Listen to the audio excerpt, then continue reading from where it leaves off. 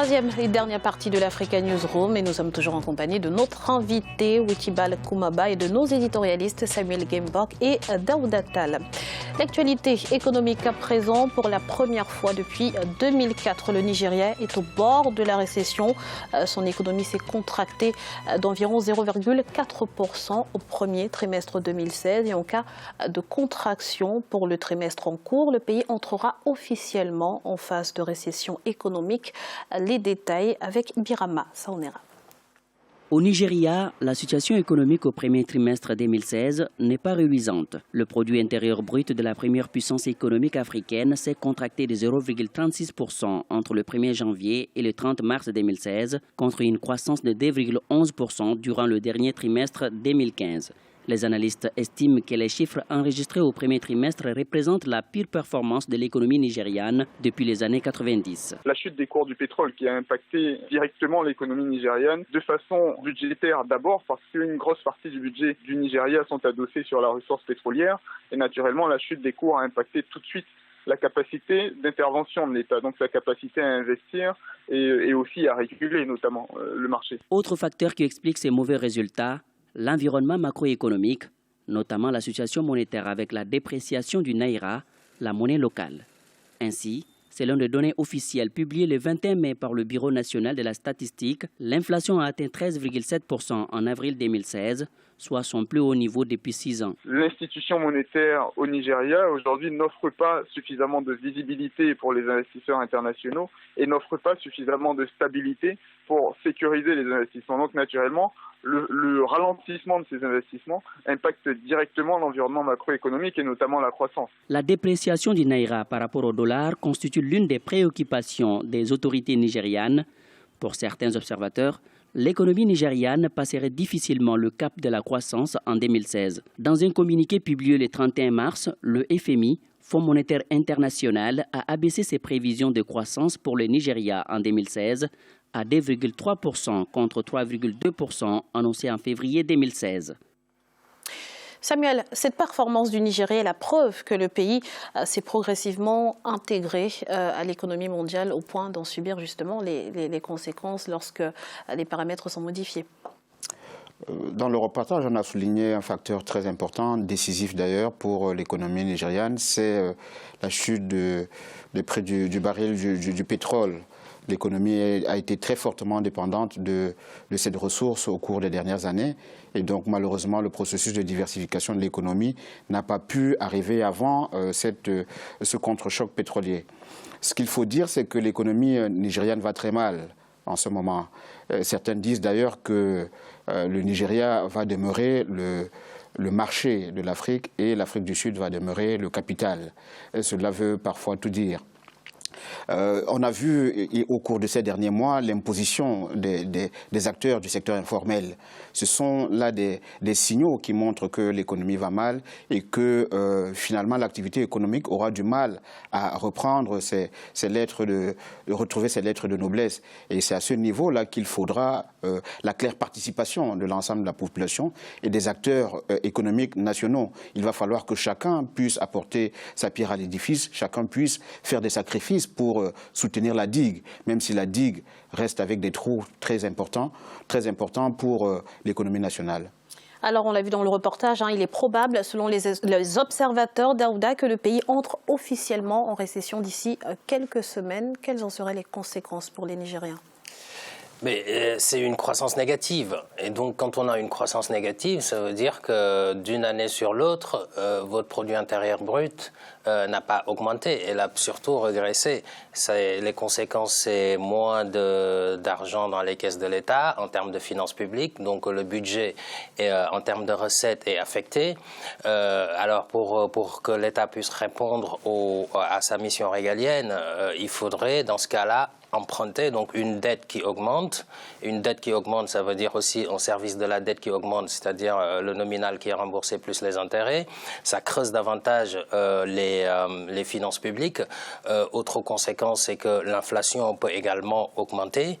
Et une inflation, c'est une hausse des prix suivie d'une dégradation du pouvoir d'achat. Et quand on est dans ce type de société, où le pouvoir d'achat reste déjà assez faible, je pense qu'il peut y avoir des conséquences qui peuvent même entraîner des tensions sociales à terme.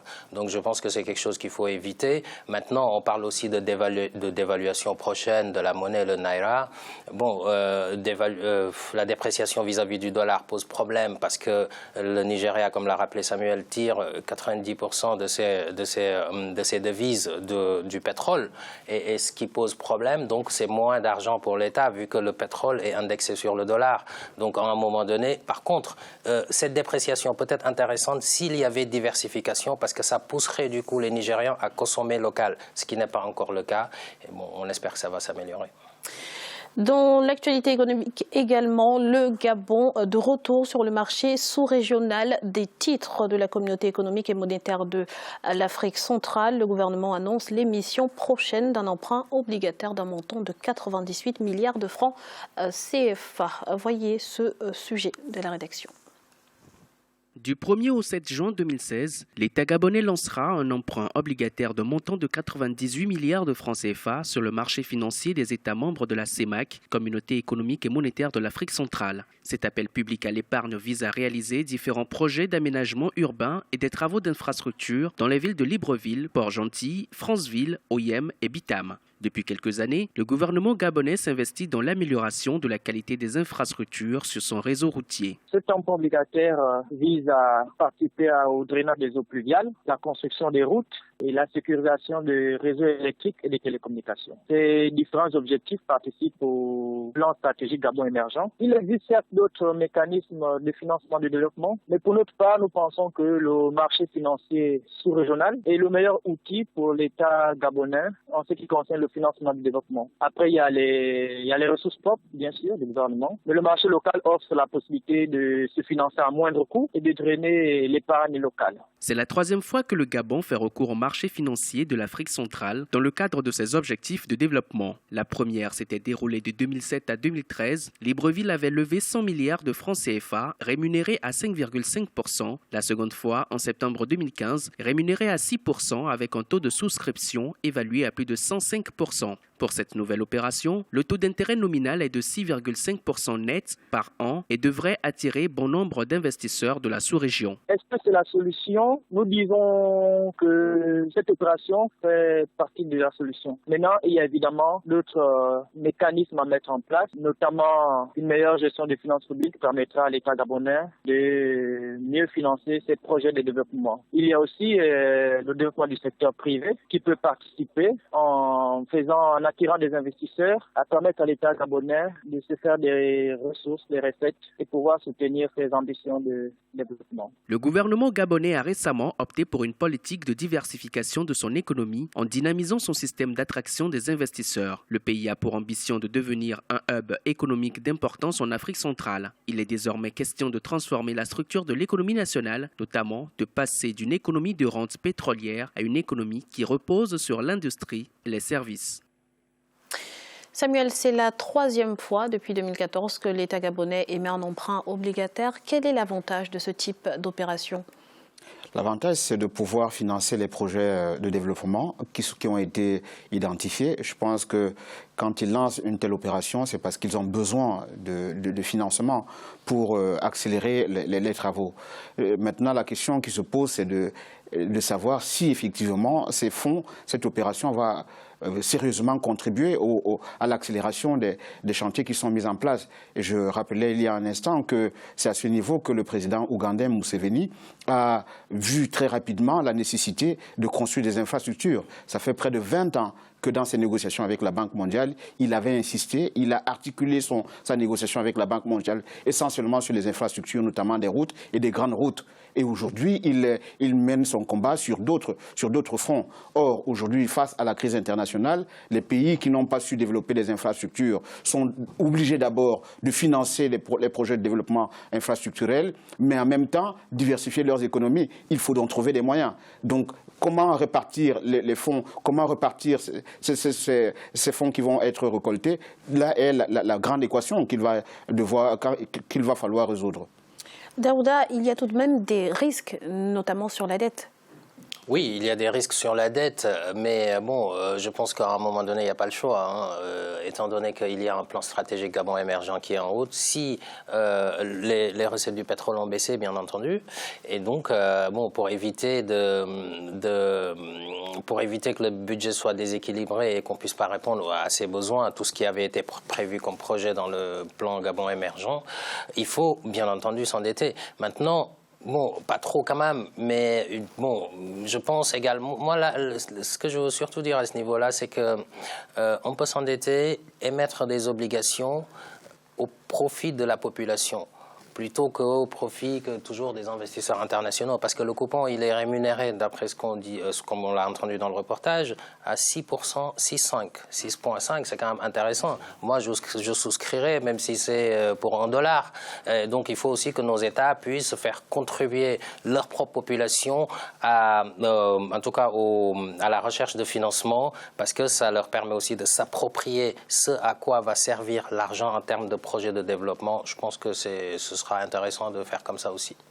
Merci Daouda, 243 millions de dollars. C'est notre chiffre du jour et il correspond au montant de l'emprunt que prévoit d'accorder le Fonds monétaire arabe à la Banque centrale égyptienne. Samuel, ce prêt arrive à point nommé compte tenu des difficultés que traverse actuellement la Banque centrale égyptienne. Oui, effectivement, ce prêt arrive à point nommé parce que l'économie égyptienne, comme toutes les autres économies de la région, je parle des pays qui sont frappés par le terrorisme, notamment la Tunisie, et compte tenu des transitions difficiles que ces pays ont rencontrées, ce prêt arrive effectivement à point nommé parce qu'il faut renforcer la capacité de l'activité économique en Égypte, mais en même temps voir dans quelle mesure donner un ballon d'oxygène parce que l'Égypte a dépensé énormément pour assurer la sécurité du pays. On voit tous les désastres que cela a pu causer sur le plan économique.